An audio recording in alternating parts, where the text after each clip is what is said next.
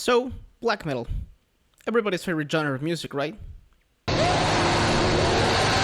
But where did it came from? Hey gang, Jojo Prime here, and today we're talking about Proto-Black. So what is Proto-Black? It's not exactly a genre, but it's more like a label that is given to a certain group of bands that help with the creation of the sound and the imagery of black metal as we know it today. Essentially, these are bands from the early 80s that were mostly like on the speed and thrash metal kind of styles, but use a more occult, dark, or even satanic imagery through their songs, their lyrics, and even their visuals. Heavy metal has always been known for using more dark themes in their songs and their imagery, but it wasn't until this group of bands came along that it was more blatant and in your face. Notably bands like the heavy metal legends from Denmark, Mercyful Fate, and more specifically their vocalist King Diamond, that we can see what could be considered the first iteration of corpse paint, which will be a big part of the black metal aesthetic moving on forward with the next waves of black metal. Even though Mercyful Fate and King Diamond had a big influence to black metal with the imagery and the singing with the raspy vocals and the really dramatic high vocals, it wasn't until Venom came along that the black metal sound really started to develop. Venom was a lot more straightforward with the whole satanic and occult imagery and thematics, and it was with their 1982 album, Black Metal, that the term black metal was coined. And even though Venom was considered to be more on the thrash metal, speed metal, and new wave of British heavy metal kind of sound, they still had a lot of elements in their songs, not as so much in their imagery, that helped pioneer black metal. Venom had a lot of iconic songs that we can pick and choose to see how that developed into the black metal sound that we know today, but it's the song Witching Hour from their first album, Welcome to Hell, that really does it for me.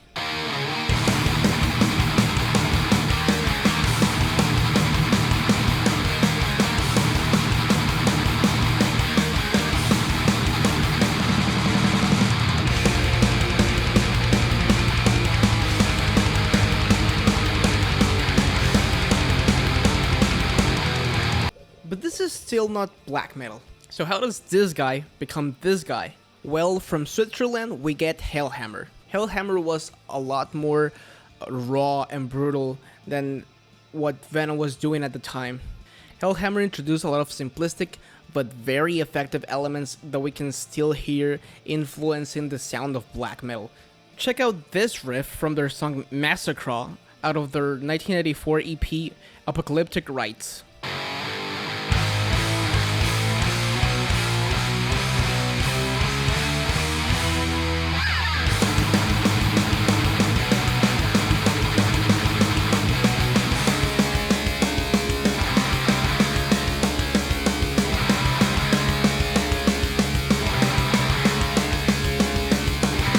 So this is still not exactly black metal, but you can start hearing those elements.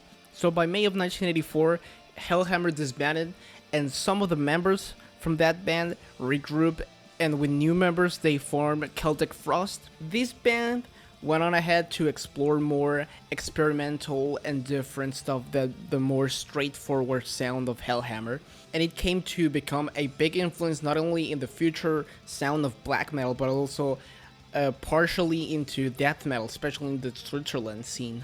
And they released demos and EPs that were of great quality and great influence to the black metal sound. But I think I can say without a shadow of a doubt that their greatest work is the 1985 full-length album To Megatherion. I think it's safe to say that the most notable song out of this album was Circle of the Tyrants, which I've already played in another video. So now check out this riff from the song The Usurper.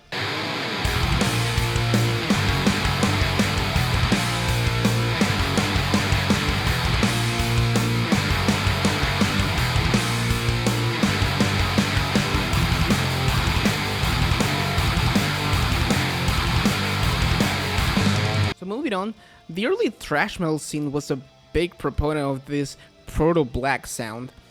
And while most of the American bands you cannot really consider Proto-Black, except for Slayer, especially in their first album, Show No Mercy, The European thrash metal scene in the 80s was all over this evil sound. I think if you ask most people that which band out of the European thrash metal scene from the early 80s had the most influence in the black metal sound, most people will probably say Sodom, especially with their first release in The Sign of Evil. I mean, check out this riff from the song Blasphemer and tell me it doesn't sound somewhat like black metal.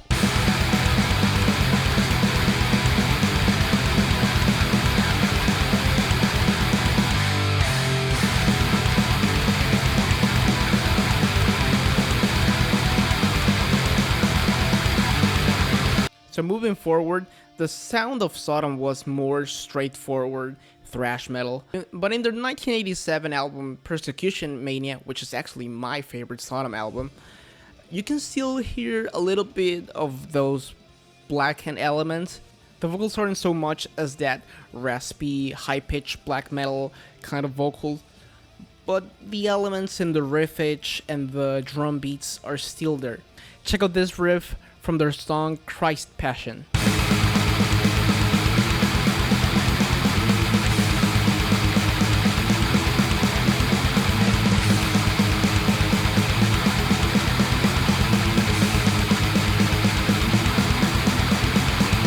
Getting closer to the late 80s, we get another big influence in the black metal sound, which is the Brazilian band Sarcofago, especially with their 1987 debut album, INRA. This album is regarded as one of the greatest influences to the black metal sound, and I can definitely see it.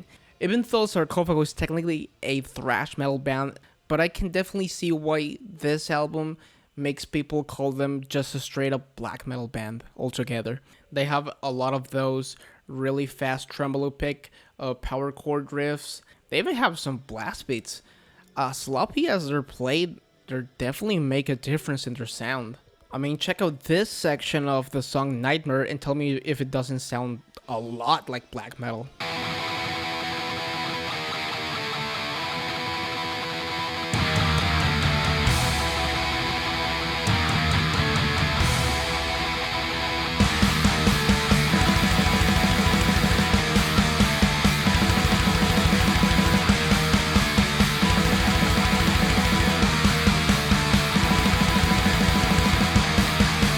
So as we get closer into the 90s, more bands started to pop up, playing a style of metal that was closer and closer to what we now know as traditional black metal, but it wasn't quite there yet.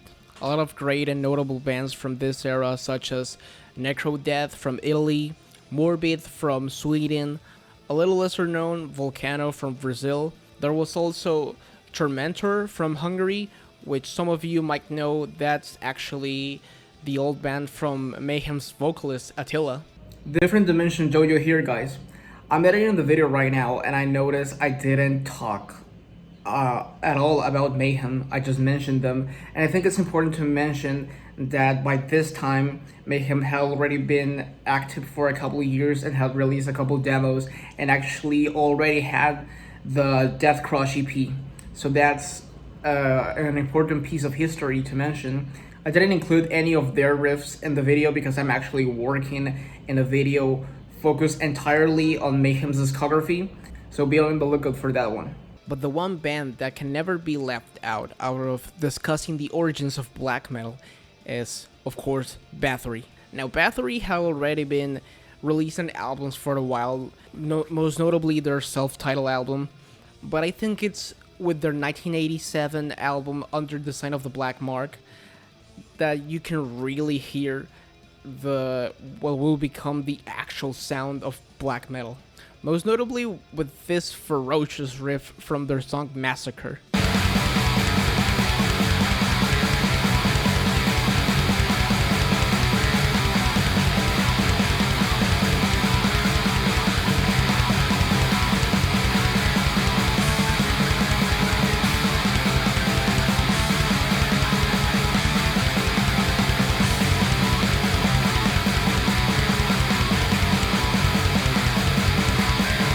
So of course I did not mention every band that it's important to the development of black metal. I can already see some of you being in the comments like, what about this band? What about that band? So go ahead, feel free to leave them in the comments below, and maybe I'll make a video in the future playing some of their riffs. So that is all for today, gang.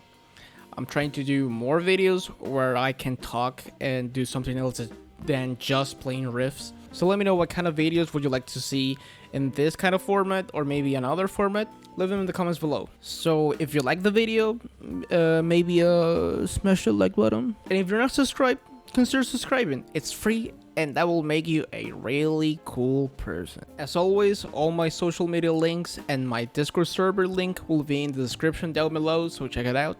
And I'll see you guys in the next video. Take care.